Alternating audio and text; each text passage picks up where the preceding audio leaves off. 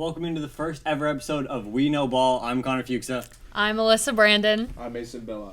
This is going to be a weekly show. We're going to try and film and air every single Friday. It's going to be just us talking sports. We love football. We love college football. We love fantasy football. So all those we'll get to throughout the show.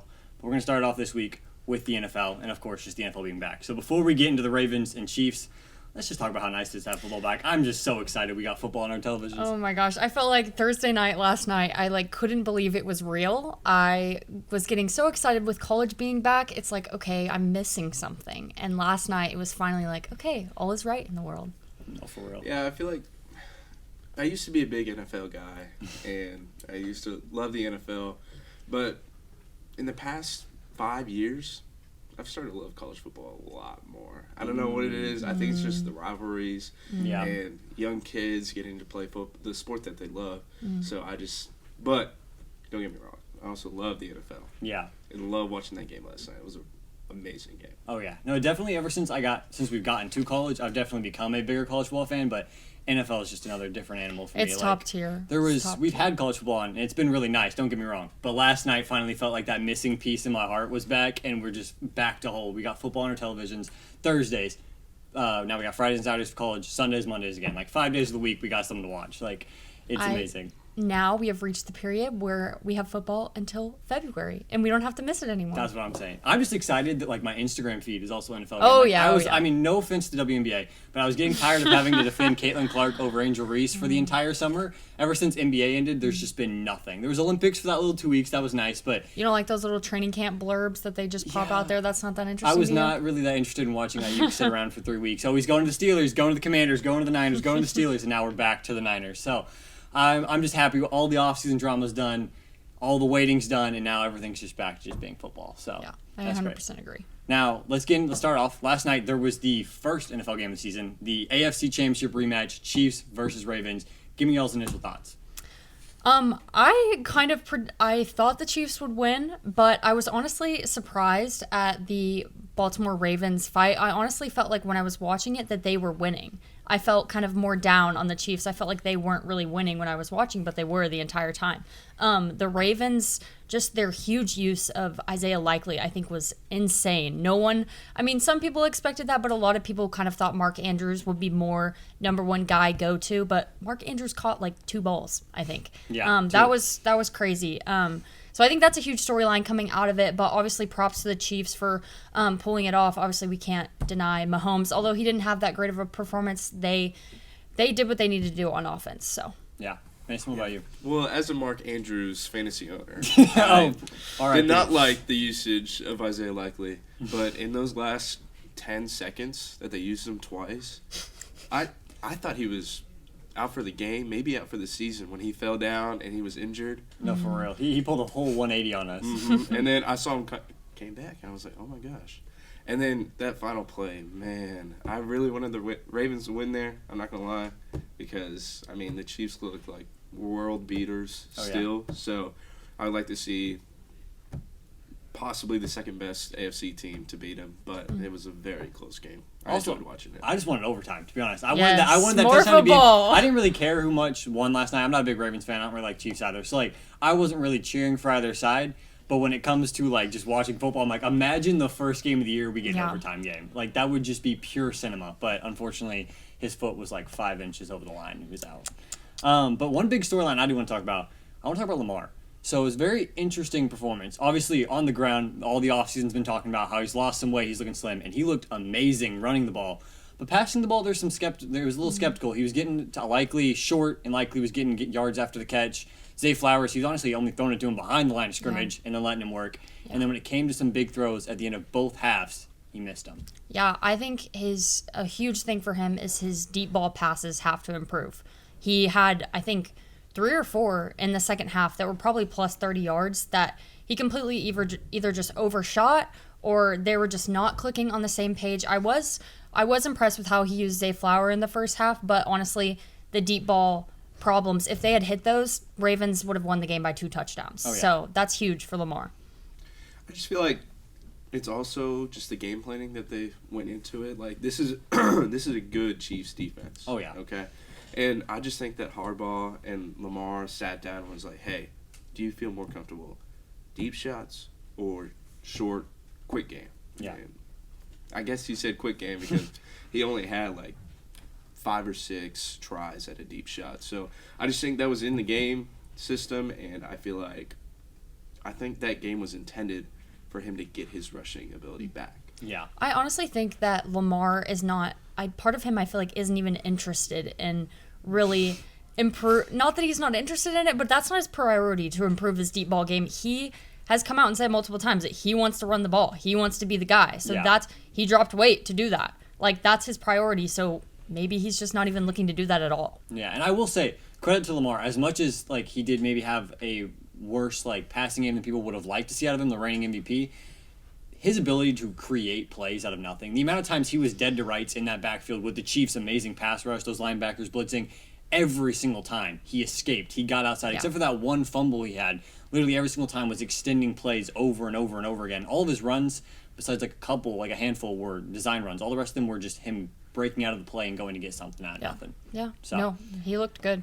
But now the big player I kind of want to talk about, interesting storylines. Xavier Worthy, the rookie, comes out, gets 3 touches, 2 of which are touchdowns. His first one's an end-around sweep that gets him 20-yard touchdown. What do y'all think of Worthy, and did the Bills maybe mess up letting the Chiefs get him? I think for sure they messed up. I think they totally underestimated Worthy's ability to come in and translate immediately. I think a lot of people thought it was going to be more of a progression, but I think the Chiefs' wide receiver room is just that wide open. And, Patrick Mahomes knows how to throw a speedy guy the ball. And that's what Worthy does. He catches those deep passes, and nothing changed. He didn't look different from college. He sped out there and caught the ball in the end zone, and I think he's going to keep doing it over and over. I was surprised, honestly, just how good he looked, though. Yeah. I thought he was going to turn into John Ross III with that 40 time that he had at the Combine, but he just showed that he is the next up in the NFL, and I really like how he is in the system, because if he was to go to, let's say, the Patriots, he was not going to get that stat line with Jacoby Brissett. So I feel like he is the next up guy for the Chiefs. Yeah, no, that's exactly what I was thinking. That was my biggest takeaway from him last night. As much as he looked amazing, I think it was just the Chiefs knowing how to use him. If he did go to a team like the Bills, not saying the Bills wouldn't know how to use him, but like a Patriots, like a worse team that doesn't have this creative play calling, he might not have done as well. 'Cause, he did only get 3 touches, but they know how to use him. Use him on the end arounds, use him on the quick dump passes where he can just run, and then use him on the deep shots. That's really all you can, because he is undersized. He can't block. He's going to get pressed up top, and if you put him in any short routes, he's just going to get slammed into the ground. So use him on where you can get him the ball in his hands and just let him run. Because honestly, on that end around, he went past 3 defenders, and they just missed him because he's so tiny, so quick. He just weaved through everyone. As long as he doesn't get touched, he's not going to get tackled. If he gets touched, he's a little small. They can bring him down. But if he can't, if he's just already outrunning them, then it's game over. Yeah. Now the last thing I want to talk about this game that I thought honestly was just really interesting, and you're a Derrick Henry fantasy owner, so you can maybe attest to this. Henry was on the sidelines a lot more than I expected in this first game. Maybe it's just the new offense. Maybe it was the game plan to have dump off to Justice Hill. But it felt like Justice Hill was on the field more times than Derrick Henry last night. Yeah, so I'm quietly not regretting yet, but rethinking my decision, because you have all the hype. All the talk about Henry and all the talks about running backs aging, that they're like, oh, they're not going to be good. But everyone this coming year, this preseason, was like, doesn't matter. Age doesn't matter. Derrick Henry's going to ball. And I believe that. And I still am holding true to it. But the use of Justice Hill was honestly concerning for my fantasy well-being. Not that I don't love Justice Hill, but I really, really hope they use Derrick Henry a little bit more often. Yeah. Well, I think it's their game planning again. They don't like using starters. That's what I've come to the conclusion. They like the backups yesterday. They want to make the old guys look good. They don't like Mark Andrews. They don't like Derrick Henry. Yeah. And again, like I said with Mark Andrews, it's just a game plan. Yeah. And Justice Hill is a better receiving back. Mm-hmm. And they're not going to run the ball as much as when they have Lamar Jackson. Yeah. Yeah. So. And I also think last night was very much we need to take it with a grain of salt, because it's the Chiefs D-line. And they showed that graphic of the Chiefs linebackers that were all 3 Derrick Henry-sized linebackers. Right. He's going to be bigger, and he's going to face worse D-lines than a lot of teams. And so when he goes up against those worst teams, I think he'll see the field more. It was just last night with the matchup with KC, they needed more of a receiving back than they did just that power back. Yeah, so it'll be interesting to see if they still opt for that kind of game or if they're going to lean more on running Derrick Henry just straight up the middle. Yeah.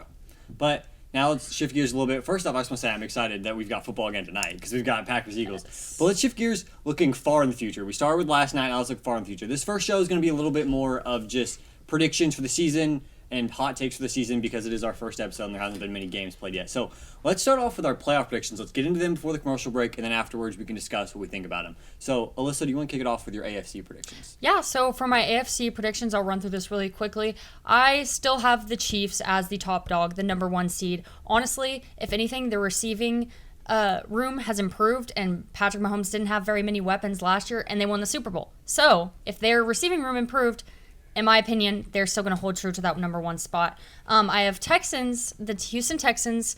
We love a good CJ Stroud moment. Those 3 wide receivers, those are going to look really, really good this year. I have them as my 2 seed.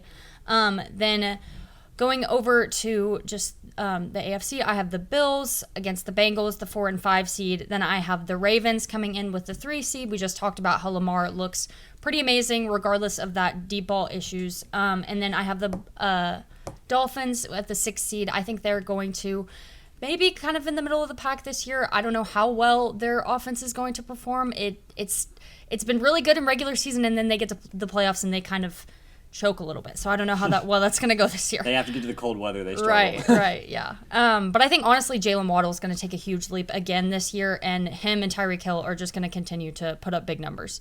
And then lastly, this is kind of one of my hot takes. I don't know how people are feeling about it, but I have the Tennessee Titans coming in with a playoff spot. I think they're actually going to be really, really good this year. They had I'll get into it later. Okay. I'll get into it later, but they had a lot of good off-season work. Okay. We will definitely get to that after the commercial break. Mason, real quick, can you run through AFC and then we'll hit the commercial? I have the Chiefs at the 1 seed. Again, same. And then at the 2 seed, I have the Ravens. That's why I said, I think they're the second best team in the AFC. Yeah. And it kind of sucked to see that score. And then at the 3 seed, I have the Texans winning the AFC South. And then at the 4 seed, I have the Dolphins. And then Bengals winning that first wild card. Yeah. And then Colts at the 6, and then the Bills at the 7. That is interesting. No, I definitely agree with some of those things and disagree with some of those things. And I will get to my predictions after the commercial break. But real quick, we are going to head to commercial a little early, and then we'll come back and I'll get to my AFC predictions. A computer issue? Meet AB Computers, Stillwater's trusted experts in computer repairs. We understand how important your devices are to you. That's why we offer fast turnaround times, so you're never disconnected for long. Hello, my name is Roger Smith. I'm the owner of AB Computers here in Stillwater. I offer excellent services for repairs, upgrades, custom build of systems. I do Mac and PC repair. I've got best prices on pretty much everything you can look for. We service all types of computers, from PCs and gaming rigs to tablets and everything in between. Whatever your tech needs, AB Computers is your one-stop solution. Whether it's a locked screen, a sluggish system, or any other tech trouble, AB Computers has you covered. Visit us at 211 North Perkins Road, Suite number 10, right next to Walmart. Our new location offers easy access and plenty of parking, making it more convenient than ever to get the expert help you need.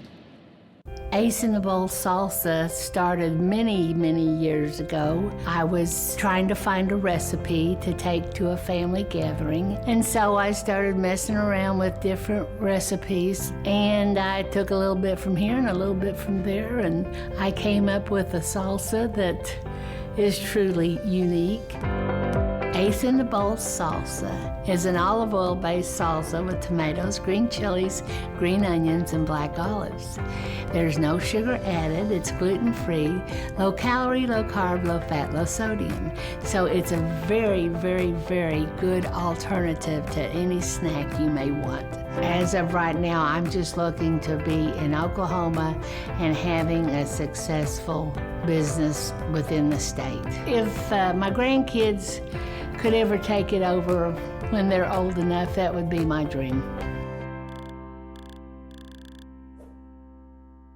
Back to We Know Ball. Now, right before the commercial break, y'all gave y'all's AFC predictions for the playoffs. I'm going to go through mine now. I've got some similarities, but I do have a little bit of differences for y'all. First off, my 1 seed's the Bengals. I know it's a really big, kind of like a little bit of a hot take too, especially after Burrow coming off injury and Chase currently threatening to sit out. But they have a really easy schedule, and that's what I like. Obviously, they're in the AFC North, so they've got some tough games there. But how the schedules work, which y'all know, where you finish in your division is where those other matchups are decided. And so since they ended at the bottom of the AFC North last year, they have a really easy schedule compared to the Ravens, the Browns, the Steelers, the other teams in that division. So I have the Bengals actually going 13-4, and I got them winning the AFC. Wow. But I also have the Chiefs going 13-4. I still think they're legit. They're in a really, really easy conference with the AFC West. I got them as my 2 seed. I got the Texans bringing up the rear at the 3 seed. Dolphins are the 4 seed for the last 2 division champions. At the 5 seed, here's a little bit of a hot take. I guess I'll get into it in a second. I got the Browns. I really like the Browns this year with Deshaun Watson back healthy. That defense is dangerous. Amari Cooper, once Chubb gets back, I just really like that Browns team. Over to the 6th seed is where I got the Ravens. So I've got the Ravens actually finishing 3rd in the AFC North. Not as much because of their talent-wise. I think they do have talent. It's just they have such a hard schedule. They got Chiefs, Bengals, Texans, Steelers twice, Browns twice, Cowboys, Bucks, Bills. Like, they have such a hard schedule because they won the division last year. I think they end up as the 6th seed. And then to round up the AFC playoffs, I've got the Indianapolis Colts. With AR-15 back, I really like the Colts this year. I think they will make the 7th seed. So, let's talk about it. We've got some differences. You've got the Titans at the 7th seed. I'm lower on the Ravens than most, and I actually have the Bills missing the playoffs, which both of y'all have in y'all's playoffs. So where do y'all want to start? I want to start with you, picking the Bengals over everyone. I get that they have an easy schedule, but I think there's just literally no guarantee with Joe Burrow right now, just coming off that injury. Honestly, you could be right, but I'm so kind of skeptical to go all in on that because there were kind of a lot of reports saying that they didn't really know how well he was throwing the ball with that hand injury and all of that. So I'm not completely sold. Obviously Joe Burrow 100% healthy. Sure, yeah, he can win the division easily. But going in as the 1 seed, I'm not so sure about that. Yeah, no, it definitely was interesting. Honestly, it wasn't what I was planning. When I was going through my predictions, going through week by week, I was thinking I was going to have the Chiefs like everyone at the 1 seed. But when I went to it, it's just the schedule was just so easy. And I do just have a lot of faith in Joe Burrow, Jamar Chase, T. Higgins. They just have a really good offense. Their defense is a little skeptical too, which is what I'm worried about. I do think the Chiefs are a better team, but just based off how the schedule's lined up, I got the Bengals. Okay. Yeah, I have the Bengals, but I have the winning in the wild card because I am so high on those Ravens. Yeah. That it's just they get the first wild card spot. So I just think Joe Burrow is still good, and I think that, like you said, with their easy schedule, they can definitely make the playoffs, no problem. Yeah. I think those Ravens-Bengals matchups are going to be huge, though, because that rushing attack in Baltimore, you just said one of the problems with Bengals is their defense. So how are they gonna put up a good enough run defense against Baltimore's Derrick Henry, Lamar Jackson? That's going to be a huge thing. Yeah, but in that AFC North, my predictions, I had the Ravens at 4-2 in the division. Yeah. And then I had Bengals, Browns at 3-3, and then Steelers at 2-4. That's just such a hard and competitive division. Yeah. It's just you can't pick a winner out of there unless they are like the Chiefs. So. No, 100%. I've literally, like I said, I've got 3 AFC North teams. I have the Browns in there as well. I really like the AFC North. They're competitive. They're going to beat each other up. That is the problem. As long as they don't keep injuring each other's quarterbacks like they did last year and they can stay healthy, this is the best division in football. It is. Simple as that. And so if they can all stay healthy, I think, yes, I think I might have actually had them all going 3-3. That's how competitive this division is. Maybe I had Bengals 4-2, Steelers 2-4. But they're going to beat each other up. But outside of the division, I think it's such a tough division. When they get to go play those other divisions, I think they're going to dominate. So, Yeah. But I do kind of want to hit on one more thing real quick. The Bills. Y'all both have the Bills in the playoffs, correct? Mm-hmm. And I do not. I have them missing the playoffs. My big reason for that is, again, scheduling, as well on top of the fact they lost Diggs. They lost Davis. They lost in their secondary alone, they lost multiple secondary pieces. They really rebuilded this team outside of Josh Allen and James Cook. And they still got Kincaid as well. But it's really the schedule. They've got Lions, Jets twice, Dolphins twice, Rams, Niners, KC, Ravens, Colts, Texans, Jags, Cardinals. That is 13 games I could see going either way. Yeah, no, I agree. I agree about the schedule. I think it's looking tough, but I think Josh Allen has settled in just enough now. They've had this window for a very long time, and now obviously their whole receiver group has swapped, but they have a bunch of new guys in there: Keon Coleman, Kahil Shakir, just a bunch of other guys that I think Josh Allen can make look really, really good. Yeah. And I think that with Joe Brady being brought in as the offensive coordinator last year, I think they had a really good sort of into their regular season and making James Cook really shine. I think he's going to be huge for that team this year. And the rushing attack is going to completely overwhelm, I think, some of those opponents and give them the win in those hard times. Yeah. It's Josh Allen and company. Yeah. It's been that way 100%. since Stephon Diggs left. Yeah. It's just the way they play. It's better than a lot of teams that I've watched. And like you said, the offensive coordinator, it's just they play at a higher level than the other teams in the AFC East. Yeah. For example, the Patriots and Definitely the Patriots. Jets, for sure. Because I'm not high on the Jets. I know they have Aaron Rodgers, but who else do they have? So I mean, they got Brees Hall, Garrett Wilson, Wilson. Sauce Gardner. They got some. they're dogs all on young that team. talent, Yeah. but they're not like. Yeah. No, that's fair. Some of them, especially with Hall and Wilson, aren't 100% proven. It's a Yeah. lot of like, oh, Rodgers will fix this. We don't know if actually Rodgers will fix this. Because I did notice a lot of analysts are obviously high on the Jets, like always. None of us had the Jets in our playoffs. No. None of us are that high. I had them actually going 10-7, but I have them missing the playoffs. I had I- them right outside the playoffs. Yeah, I actually have them going 8-9, and then a 3-3 record in the division. I honestly cannot put all my eggs in the Aaron Rodgers basket Yeah. because that man is old. My basket is broken. That man is broken. That man has been through some things, and I just don't know if he can perform that well anymore. I'm honestly really, really skeptical of it. Yeah. Yeah. But now we've spent a lot of time in the AFC. Let's get into the NFC. Alyssa, you want to kick it off with yours? Yeah, absolutely. So for the NFC, for my number 1 seed, I have the Detroit Lions. They've been up and coming for a very long time now. Obviously, they were huge last year, and now I think they completely just take over. You like that? You like that? Same okay, thing, same okay, thing. yeah, Okay. yeah. I think Jared Goff and that double running back team with David Montgomery, Jahmyr Gibbs coming into his second year, he's completely comfortable now. I think they're just gonna have a huge year and completely blow the lid off this thing. And then obviously at number 2, I still have the 49ers. I just still think they are one of the best teams in the NFL. No one can just overlook the amount of weapons they have. So much star power. So much star power. Okay, at my 3 seed, I have the Dallas Cowboys. Now, I was actually scared of doing this, but honestly, I feel like the NFC East is actually really wide open. The Eagles, I am really not even biased. With a bias, I'm down on them this year, and Yeah. we're really unsure about what the Commanders are going to look like. Giants, obviously, we know what they're going to look like, and we know they're going to look bad. So the Cowboys are my 3 seed. Then I have the Falcons winning their division at 4. Big Kirko fan over here. I think he's going to completely take over that offense, and it's going to be really fun to watch. Then I have the Eagles coming in with a wild card spot at the 5 seed. They're still going to be good. I just don't think they're going to be as good as last year. I think Jalen Hurts is going to have a down year. And then number 6, that 6 seed, I have the Green Bay Packers. We all love Jordan Love and what he's building over there. They've got a super young team, and I think they're really up and coming and could honestly steal a divisional win in the playoffs. And then I have the Rams coming in at number 7. Nice. Mason, what you got? So, like I high-fived her over, my 1 seed is the Lions. I'm really, really high on the Lions, especially missing that Super Bowl run. Yeah. So they got They- motivation. Yeah, Yeah. they have definitely motivation, and Jared Goff. So, and then at the 2 seed, I have the Eagles. You Cowboys fans won't understand, but What's the reasoning behind that one? they just have a little bit of an easy schedule, and then also Jalen Hurts next. I feel like Jalen Hurts is not a good point, but we'll get to that. We'll get to that. They don't have Jason seed, Kelsey. At the 3 seed, I have the 49ers. Okay. Yeah. Still love Brock Purdy. Loved him since he was at Iowa State.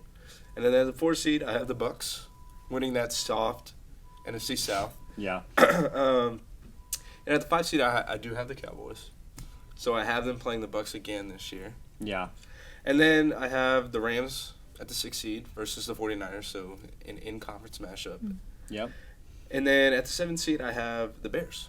Okay. You think they'll make the jump? Bears. So I was rotating between the Packers and the Bears that whole time for that 7th spot. and I So was you just have the like- Packers out, actually. I had the Powers. I rate Wow. it. I'm the actually not Packers high at on the the 8 Packers. seed. Wow, Yeah. wow. Okay, I I'm rate on it. a lone island over Yeah. here. Well, no. you are. I still. We'll get to mine. I have them in my playoffs. I'm just But kind yeah, of. I just think that Caleb Williams is a little bit better than Jordan Love. Yeah. So. That's fair. Fair. Well, Now, I'm going to get into my predictions. I've got the 49ers as my 1 seed. I honestly think the 49ers are the best team in football. They've got so much talent. It seems like it gets forgotten that not only were they in the Super Bowl, they were in overtime. Like, it's not like the Chiefs were that much better. They went to overtime with them. They messed up with their picking to receive the ball and go first. But the 49ers still have so much talent. They got Ayuk finally figured out. They got the deal with Williams figured out. They've got so much talent. Now they're a little motivated, too, with everything they have with Pearsall. So I really like the 49ers. The 2nd seed, I got the Lions. I love the Lions. They're going to be great. They're going to run the North. It's a tougher division this year. The Bears and Packers stepping up, but I got the Lions. Cowboys at the 3 seed. I still think they win the NFC East. There's always that thing of like no team goes back to back in the same in the NFC East in a long time. Yeah, so that was one of my takes. They're gonna break it. Yeah, they're gonna break I think it this they will year. break it because I agree. I'm not as high on the Eagles. I still think they're gonna be good. You have them as their 5 seed. I also have the Eagles as my 5, but I don't think they're gonna be as good as everyone's hyping them up to be. I think that loss of Kelsey's gonna hurt. And then just the way they struggled in the second half of the season scares me. Yeah. At my 4 seed, though, I've got the Falcons and Kirko winning the South. I love Kirk Cousins. I love Bijan. Adding Judon and Simmons on that defense at the end of the offseason, very underrated moves. Yeah. I like the Falcons to win that division, kick the Bucs out of the playoffs. My 6th seed, I got the Rams. I think they just got so much talent. Stafford's great. Puka's great. Kupp's great. Kyron's great. They'll be great. And then my 7th seed, I was also right there between Packers and Bears, going back and forth. But I went with the safer pick. Maybe I should have gone with the Bears. A little bit of an upset, but I went with Packers my 7th seed. So, real quick, we got a couple minutes for commercial break. What are y'all's biggest takes from all of our differences here? I think, honestly, the biggest thing I've noticed from this is we have very, very similar picks. Yes, The one big difference, you've got Eagles over Cowboys, and you've got the Bears in the playoffs. So just give a little insight on that. Like I said again, it's just the Eagles have a little bit of a soft schedule compared to a team like the 49ers or the Cowboys. I'm not that down on the Cowboys this year. It's just they don't like making moves in the offseason. But we're all in. We're all You're all in. in with your We long are snapper. not all in. Yep. Hey, does Dalvin Cook Hey, not Dalvin count? Cook, he's not even on the depth chart yet. So it's Yeah, I'm honestly okay. If I can just pause for a second, and just say how concerned I am about our running back situation. There was a little reporting saying that Ezekiel Elliott might even not be the top back, and it might be Rico Dowdle.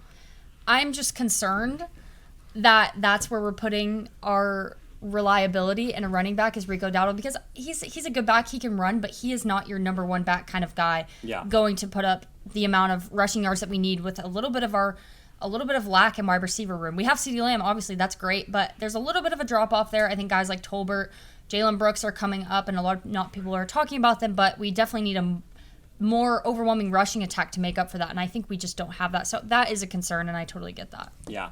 I think the biggest thing I get from the NFC and AFC, though, is AFC, no one knows what's going on. We're all over the place. We're all disagreeing. We don't know what's going to happen. NFC, though, we're all pretty chalk. We've got the same top teams at the beginning. So now we're going to head to commercial break real quick, and we get back, we're going to kick it off with our Super Bowl predictions before we go into some fantasy football. We would design something, it was set on the counter, and people was either, if enough of them said, this isn't it never made to the line. Dad was excited that they're all original. They were all designed on Mom's kitchen table, and it gets in your blood after a while. We're very happy that Pamela and Michael have taken over the business and kept the family going. We took the business over in 2017. When we found that it was available, we wanted to keep the legacy of family alive, but it was also incredible products that deserved to be a part of Made in Oklahoma's story.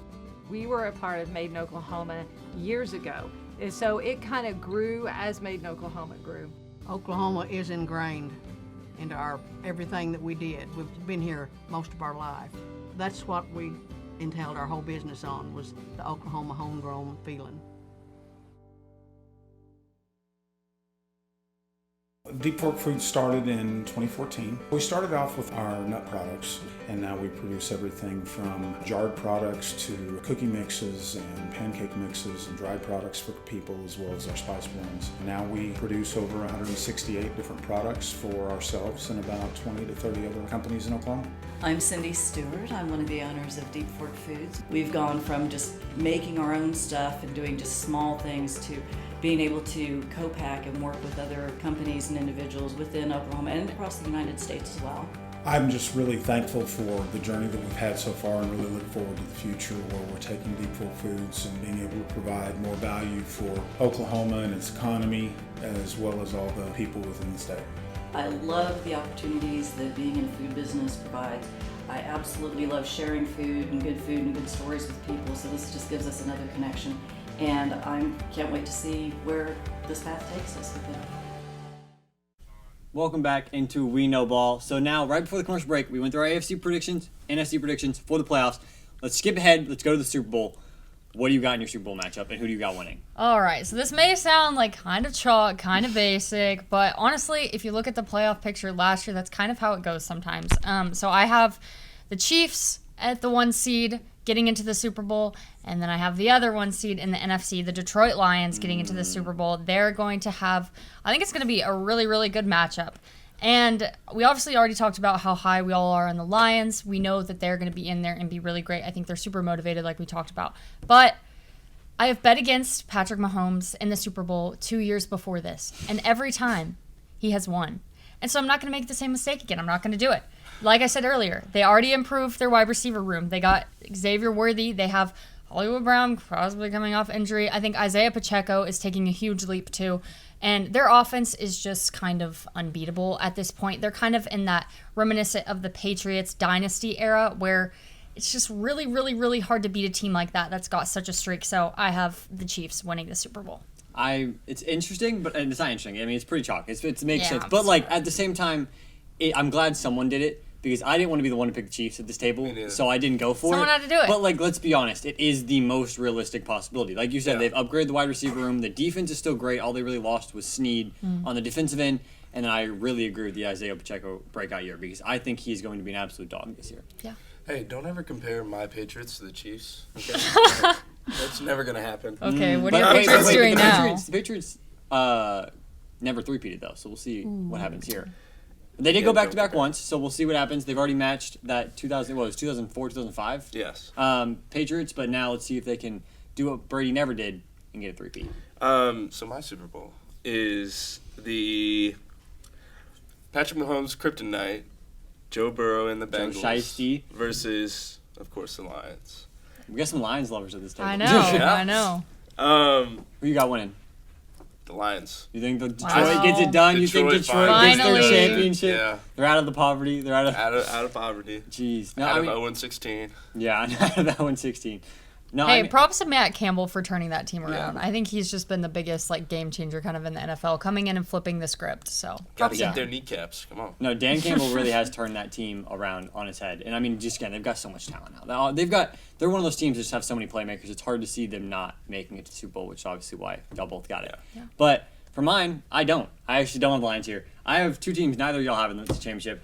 I have the Houston Texans and the Wow. San Francisco 49ers. Wow. So Respect. I talked about it earlier. I think the 49ers are the best team in football. Plain and simple, CMC, Debo, Kittle, Ayuk. I still like Purdy. Trent Williams in the offense. Then you go to defense. You got Greenlaw. You got Warner. You got Ward. They have way too much talent to not finally get it done. They've been there twice. Unfortunately, they've had to face Mahomes. This year, I don't have them facing Mahomes, so I think they get it done. And I think the Niners will win the Super Bowl. Yeah. As for Houston, I really like what they did. I think they're going to have a Bengals similar second year with Burrow, where Stroud makes another second-year leap. They make the playoffs. They upset Mahomes. And, I mean, just all the playmakers around Stroud now. You got Collins, you got Dell, you got Diggs, you got Mixon, you got Schultz still. And the defense with D'Amico Ryans, second year with D'Amico Ryans, I really love this Texans team. Yeah. I mean, I think if there was one team in the AFC that I would pick to go into the Super Bowl other than the Chiefs to kind of surprise everyone, it would be the Texans. I just didn't have the courage to do it, but I'm glad you did. Yeah. Honestly, though, what I am worried about is exactly what you said you like, is that wide receiver room. My concern is that those are three guys that want a lot of targets. And if y'all have ever met, I mean, we've never met Stephon Diggs, but we've seen what he's done before in locker rooms. He was at Minnesota and had to get out of there because there was turmoil. And then he went to the Bills, had a good year there. Then he kind of got out because there was issues with him and Josh Allen. He wants to be the number one guy all the time. And there are two other guys in there that have already experienced number one-esque target production. So I'm just a little worried about how that's all going to look and how it's going to get spread around. Yeah, I mean, it's a very valid concern, but honestly, in my opinion, take out Diggs from this offense I still think they go to the Super Bowl. I Right. really love the jump Nico Collins had last year. I think Dell's gonna get even better, and then with Mixon stuff, and then Schultz. But I am worried a little bit about what the drama may cause in the locker room.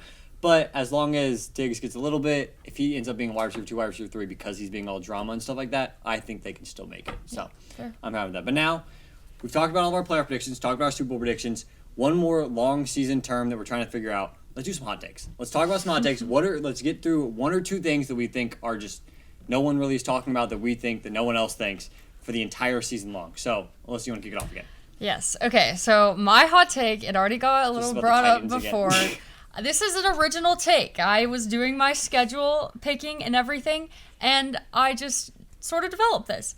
I think the Titans are going, obviously, like I said, they're going to make the playoffs. They're going to get a wild card spot. I think they're going to be a sneaky good team this year that no one is looking at. Will Levis is coming into his second year. A lot of times when rookie quarterbacks come in, they kind of have a year period where they have to adjust. And obviously we didn't see that with CJ Stroud last year, but that's an anomaly.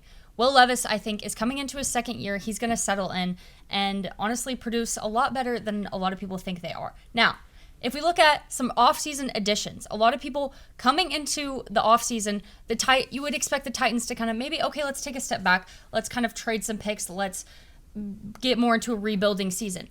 No. They did literally the exact opposite. They went out and got one of the best wide receivers on the market, Calvin Ridley. That's now going to be the number 1 guy for Will Levis to throw the ball to.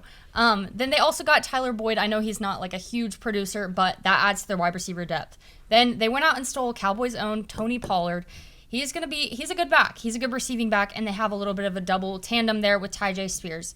So basically, yeah, I just think they got a lot of new additions. I think the division that they're in, obviously the Texans are going to win the division. I think we all have agreed on that. Yeah. But I think, obviously, I know Jacksonville is probably coming for them too, but I think they're going to be able to get it done. I think that's going to be a tough division, but I do think the Tennessee Titans are going to make the playoffs.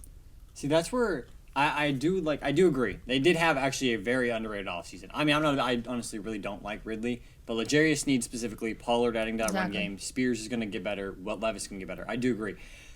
Something that no one's talking about is they got Tavondre Sweat in the second round, that Texas defensive lineman. Yeah. No one's talking about that. Yeah. That is true. No one's talking about that. But my biggest problem with them is not even as much about their team. I mean, I don't 100% love their roster. It's just, it is the division. You've got the Texans. They're going to only be better. They're going to run that division. The Colts with AR-15 back is just going to be better. Yeah. And then honestly, shout out to our TD Devin Jags fan.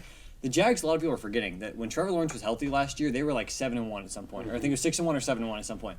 When Lawrence is healthy, they added in Brian Thomas. They've still got Kirk. They've still got Ingram. They've still got Etienne.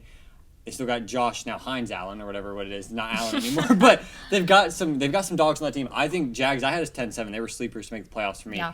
I just think that division is almost too tough that I think Titans should have made the decision to go into the rebuild because trying to go for it right now with what they did with the other competition in their division feels a little bit dumb to me. Yeah, it's definitely a risk, but I think it's a risk I'm willing to buy in on, and I think there's a lot of risk in that division, so it could go either way. Yeah.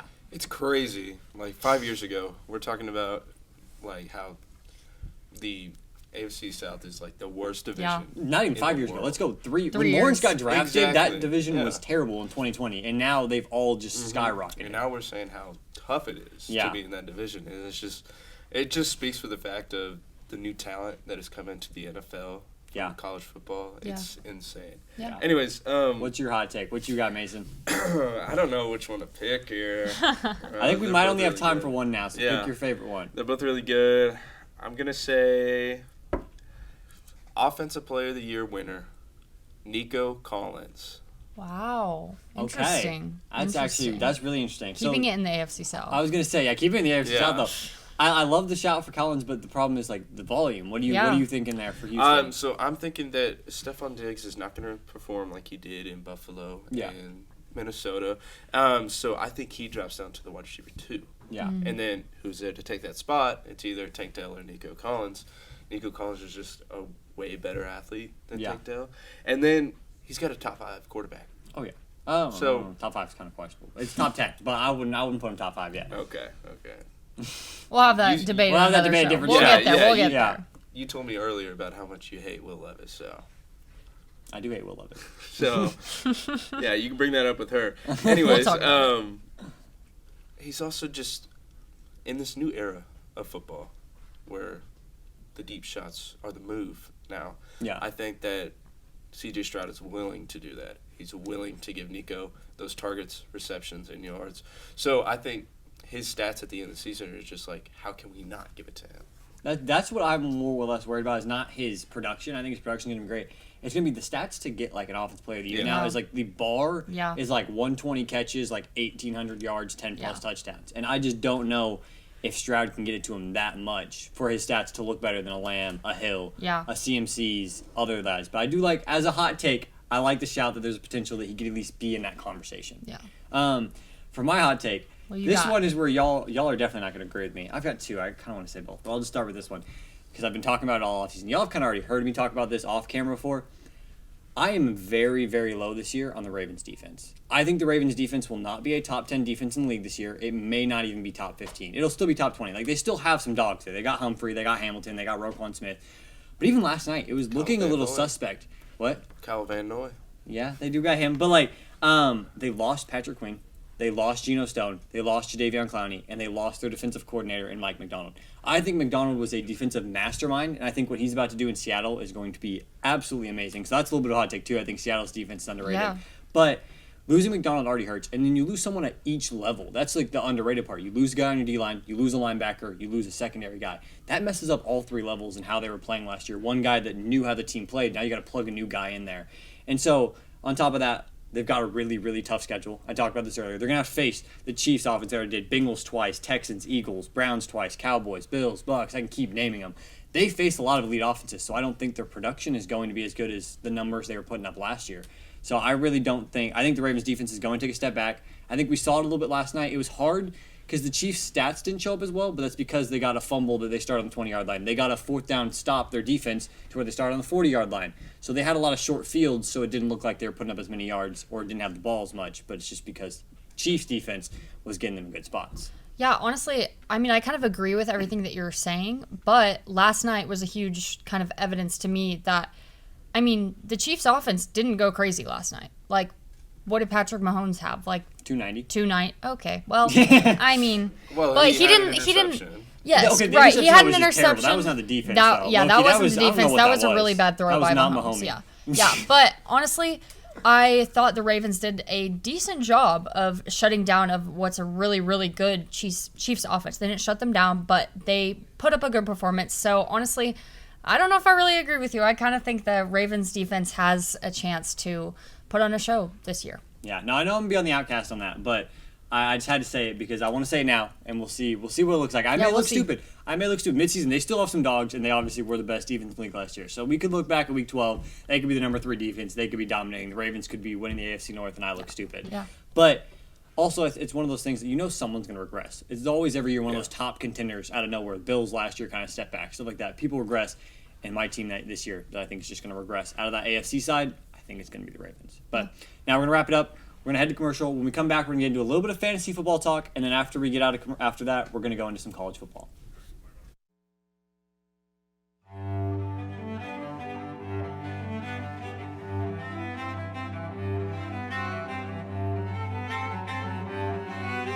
My name's Dennis Abernathy. Lived here since 1968, and I consider myself one of Stillwater's oldest original family jewelers. Here at Dennis the Jeweler, we're more about personal service. My father always told me that anybody can sell the jewelry, and what we're doing is completely different, learning to do the repair work. That is one thing that will keep your business alive, because anybody can sell it, but not anybody can fix it.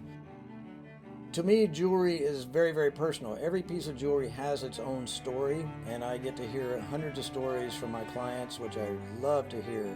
There's always a story with it. I mean, you buy a piece of jewelry for a show of appreciation, a sign of love. There are a lot of different aspects for jewelry when you purchase it. My wife lived east of here, about 35, 40 miles, something like that, over at Lamont. I was dating her from over at Alva when we were going to college. I knew about the well then. It was a great well. It was great water. I'd stop there, stick my head under it, wake up, drive on home, that kind of thing. And people talked about bottling this water. And so that's why I started thinking about doing that. And so in 2003, the property come up for sale, and so we started working on that, had the opportunity to buy it. The hopes are when folks drink our water is that they'll drink it for a few days and find out the difference. They'll start feeling better because there's been no chemical in our water. There's a list of good things that we have. We don't have any bad things in it. This company means a lot to me because I guess we started it from scratch. And to be able to have it where it's at today, I don't see this as the end at all. I see the future of Divine Water as being worldwide, which will bring outside dollars into the state. It means a lot to me because I started it, I guess, and our family started it. Welcome back into We Know Ball. Now, right before the break, we talked about our hot takes. Now, let's move into some fantasy football talk before we get into some Oklahoma State football, which obviously we want to talk about. We got the decorations, we got the jersey. We're Oklahoma State Pokes, fans. baby. Go Pokes. Well, real quick, we do got to get into some fantasy football. Last year, we had a show called The Fantasy Football Show, the Ocala Fantasy Football Show, that I hosted. You were on a couple times. You never were on. But we had a segment called Hero Zero, and I loved that segment. Every week, we look at one guy that we think is going to overperform projection by at least 3+ points, and one guy that we think is going to underperform projection by like 3 or more points. And so I say we keep that going. Let's keep that tradition going. We're going to have that on the We Know Ball Show every week. So, Alyssa, do you want to kick it off? What's your hero for week 1? Yeah, so basically how this kind of works is like a hero is someone that no one's really looking at that we think is kind of going to break out and have a good week. So my hero for week 1 is going to be Jets tight end Tyler Conklin. And this is a little weird. No one's really looking at him at the tight end position. Everyone's looking at kind of just the top guys. People are high on Dalton Kincaid, people are high on Justin McBride, and I think those guys are going to be great, but I think that Aaron Rodgers loves a tight end. He loves a tight end. His only other really amazing wide receiver option is Garrett Wilson. And after that, there's a giant fall off. He doesn't have a lot of other guys to throw the ball to. So therefore, he's going to go to tight ends like he has before a million times. Jimmy Graham. Who else was the other tight end? He honestly never really had great tight ends in Green Bay. So well, it's Robert Tonyan, he kind of turned into really good guy. I think he's kind of like Dak Prescott, where he really wants to rely on that tight end. So I think that Tyler Conklin is going to have a good year. I think they're playing the 49ers in week 1, which doesn't look like a good matchup. Yeah. Doesn't look like a good matchup. But they did lose Dre Greenlaw to injury, so they have Fred Warner still, but they don't have that double linebacker that we're used to them having that's so dominant. So I think he's going to use him a lot, and I think that's going to be one of Rodgers' main targets for the year, and I think he's going to have a good week 1 performance. Yeah, no, I mean I can definitely see them having to rely on someone that's not Brees or Wilson, especially against the Niners defense. They're going to try and limit the run game. Brees will probably get some good receiving work, but then they will have guys like Ward on Wilson, so he's going to have to look elsewhere. Yeah. It just does worry me a little bit that it is Fred Warner that's going to be on the guy that's going elsewhere. I know. But I like it. I read it. It's a big risk, but we'll see what happens. It's unique. It is unique. Thank you. I like to be different here. I like to spice things up. Yeah. All right, Mason, what you got for you? I know people are really high on young wide receivers, especially this year, but I'm going with like a lower end that people aren't really talking about because of who is surrounding him. Mm-hmm. My hero is Malik Neighbors. Okay. I think everybody's forgetting that just 2 years ago, Daniel Jones was at the top of the league in QBR and interception rate. But what about last year? Last year he was hurt. Like, to be fair, last year he was. Last year it was that Tommy DeVito. Yeah. That was that quarterback. And then also just he didn't really have any star power at the wide receiver. Yeah, that's fair. No, they've been lacking. New York has been lacking for a good receiver for a hot minute. Since Odell, maybe. It's been since Odell, yeah. But yeah, I think that he is going to get all of Danny Derp's Danny Derp's targets. So see him to go way above his projection. Yeah, that's nice. For me, I'm going a little more. I'm debating between two.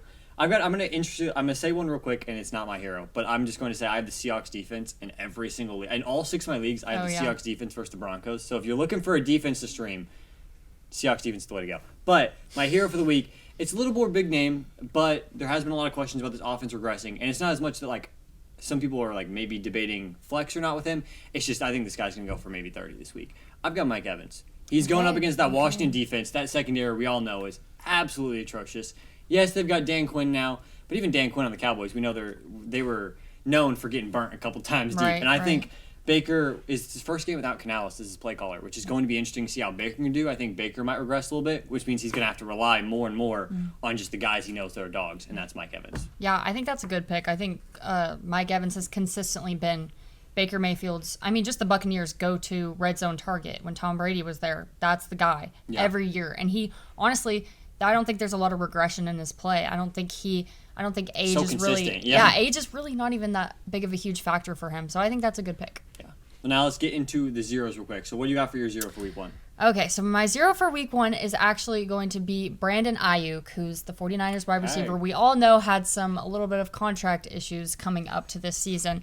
I'm not saying that he's not going to have, he's probably going to put up a decent amount of points, but I don't think he's going to explode like a lot of people think he's going to. I don't think he's going to be good enough to be a wide receiver 1 on fantasy rosters. I think there are just too many targets in San Francisco. There's Deebo Samuel, and they use him in so many aspects. And then there's George Kittle. And this week 1, they're playing the Jets, who they had the number 1 defense against wide receivers putting up fantasy points last year, only averaging 20.56. That's all they let wide receivers have last year. And they maintained every single cornerback, every single secondary member there. Why would Brandon Ayuk have a good production against them when there's so many other options for the 49ers? So I think Brandon Ayuk, he's gonna get some targets. Like, he just got paid. They have to throw him the ball. They have to give him They the have ball. to throw him the ball. But I don't think he's gonna be as big as some people think he's gonna be. No, I very much agree, because my second pick for 0 that I was debating about was going to be Brock Purdy, because this Jets secondary, it's just nightmares for any quarterback, especially a quarterback of the stature of Purdy. Yes, Purdy's been good, but he's not one of the elite. And even the elite last year, if you remember, last year, week 1, they destroyed Josh Allen. Week 3 last year, they destroyed Mahomes. Like, those were both their 2 worst games of the year were against the Jets. So for a guy like Purdy, he's probably going to struggle a little bit. Yeah. So I like that pick. For my 0, I have Saquon Barkley. Oh, from the Eagles. okay. I think that, remember last year when they had it was Miles DeAndre Sanders Swift. or DeAndre DeAndre Swift, Swift, yeah. and he crazily performed. Yeah. Mm-hmm. And then he got to the Eagles and just Fell off. was mediocre at Yeah. best. So Behind I a think- great O-line on that, too. Yeah. Yeah, I think that it's just, in my notes here, I just put tush push. But all jokes aside, I just think that Jalen Hurts doesn't like to run the ball unless it's himself. So he's very selfish. Yeah. I think that they have a better passing game than they have, or than they had. And then I just think that Saquon Barkley isn't going to be used to the way that the Giants used to use him. Yeah. No, it is going to be interesting also because it's the first game with Kellen Moore as the OC for the Yeah. Eagles.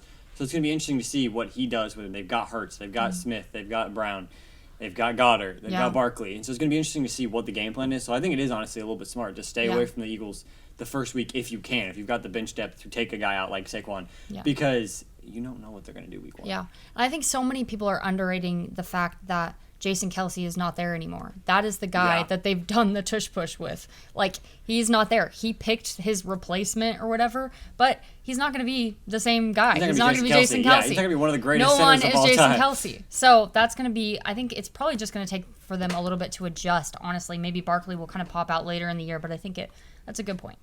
Now, I'm actually going to go with someone in that same game. Now, I'm going on the other side of the ball, though. I'm going with the Packers player. That's going to be my 0 this week. I've been low on him basically since he entered the league, and I've just hated on him for no reason.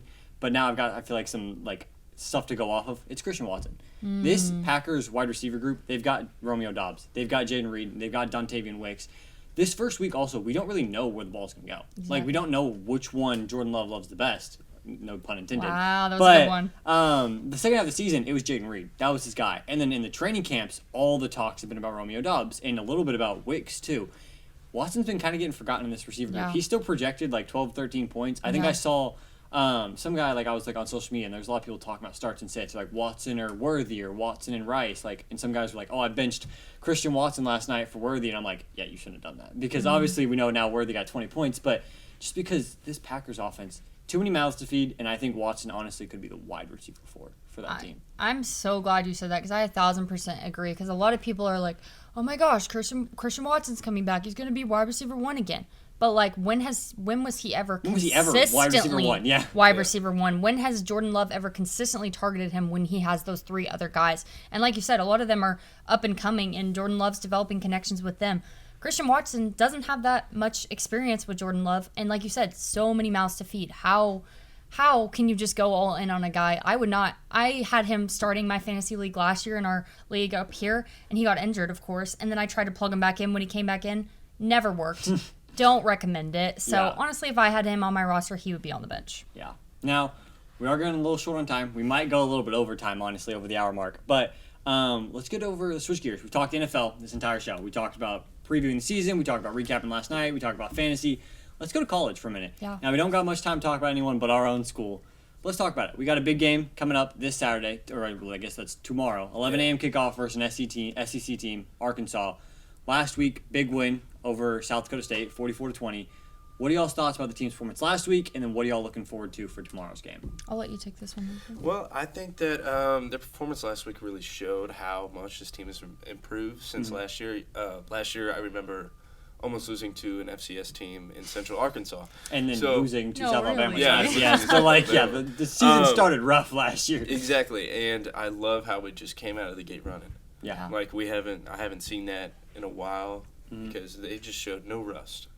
Last year in their crazy run to the Big 12 championship. So, and especially since that caliber of an FCS team, back to back, FCS champions, 29 straight wins coming into Stillwater. Exactly, and I just think that that really showed how much power we have on the offensive ball and defensive side. Yeah. I think, like you said, it's huge improvement on the offense. And I think a big part of that for me was Alan Bowman. I think, obviously, last year they started out with the 3 quarterback situation. We were all dying. And then Alan Bowman got in there, and he slowly became the guy. But now he is the guy. He is the go-to guy. His completion percentage, honestly, through 3 quarters. In the 4th quarter, we kind of had some issues, but through 3 quarters, it was insane. I think he ended with above 80% in completion percentage, and he just looked clean. He just looked like he knew what he was doing. He's comfortable with his receivers now, and I think that's a big part of the offense being better. And I think the biggest thing with Bowman was there was no turnovers. This past Saturday, the biggest takeaway for me was we held onto the ball finally. No fumbles, no kickoffs or punts muffed. No interceptions by Bowman. Last year, he had a 15-14 touchdown interception ratio. In the Week 1 game, he had 3 touchdowns, no interceptions. If he can keep up that level of production and not turn the ball over, obviously there's going to be some interceptions. But if he can not turn the ball over, especially this Saturday against Arkansas, I think we can be a dangerous team. But now, let's look forward to Arkansas real quick. I want to get y'all's predictions real quick. Don't need really a score prediction, but just who y'all think is going to win and what y'all think is going to be that factor. So I think that Oklahoma State is going to win this football game. But I think it's going to be tough because another big thing that we didn't get to talk about with South Dakota State, our defense kind of let up a little bit in the second half, and we give up a lot of those big plays, and Arkansas is making big plays. As we saw, they went 70-0 in their last game. So that's kind of my concern there, but I still think the Pokes are going to pull it off. I've been going back and forth with this, 50-50, so I'm going to take the Oklahoma State Cowboys, but it's going to be very close, and don't expect to not see an upset. Yeah. Here's the big thing that I've got, though. Oklahoma State does not lose at home. We have not lost at home since South Alabama, which I know is not a great point, but we haven't lost at home since South Alabama. We've beaten the likes of Kansas. We've beaten the likes of K-State. We've beaten OU in the final bedlam in Boone Pickens Stadium. It's 7 straight right now since we've last lost at home. Yes, it was to South Alabama was our last loss at home, but it was one of those games where Ollie got 3 carries. One of those games where it was Nardo's second game being a DC ever at the D1 level. It was one of those games where we played 3 quarterbacks, and Bowman actually got the least snaps of the 3. We didn't know what our identity was. We had no clue what it was. Now we know it, and we saw that Week 1. We know Ollie Gordon's our guy. We know our wide receivers are dogs. Bowman's feeling more comfortable, and Nardo's stepping into a bigger role as the DC in his second year. So I think Oklahoma State, I'm going to be a little more confident than most in this game. I think we win by 10+. I think we win by 10 or 11 points in this game. I think Oklahoma State will be dominant. Go Pokes, baby. Go Pokes. But yeah, that's all the time we got for the Week 1 episode of We Know Ball. We'll be back next Friday with some more NFL takes, some more fantasy football takes, and some more college football. But for now, we'll see y'all. Pecans are staple to Oklahoma. In fact, many of our native pecans come from trees that are older than Oklahoma statehood. My father's the one that got us started into the pecan picking. I was probably 10 or 12 years old, and we started off with one little mechanical picker that you pulled behind a four-wheeler. Then we'd go home at night and we'd clean them on a TV tray. I guess watching my dad work hard when we were young, and people started trusting him and getting more and more groves, we just kept growing. Being a relatively new and fresh company, we get to sit in the same room with people who have been a part of the Oklahoma economy for decades. It's opened a lot of doors. It's gave us quite a bit of exposure, and I think people, will take a small company like us a little more serious. We're just going to continue growing as long as our community lets us and our customers keep on buying, and we'll see where it takes us.